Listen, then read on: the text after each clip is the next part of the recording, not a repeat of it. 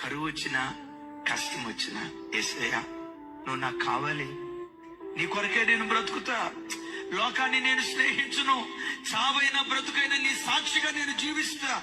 అయ్యా పెట్టినరోజు నీవే నా దేవుడో, పెట్టని రోజు నీవే నా దేవుడో, ఉద్యోగం ఇచ్చినా నీవే నా దేవుడో, ఉద్యోగం ఇవ్వకపోయినా నీవే నా దేవుడో, సంతానం ఇచ్చినా నీవే నా దేవుడో, సంతానం ఇవ్వకపోయినా నీవే నా దేవుడో, ఉద్యోగం కలుగు చేసినా నీవే నా దేవుడో, ఉన్న ఉద్యోగం ఊడిపోయినా నీవే నా దేవుడు అని అన్ని కాలాలలో అన్ని స్థితిగతులలో దేవునిని స్తుతించే వారిగా ఉండుముగాక.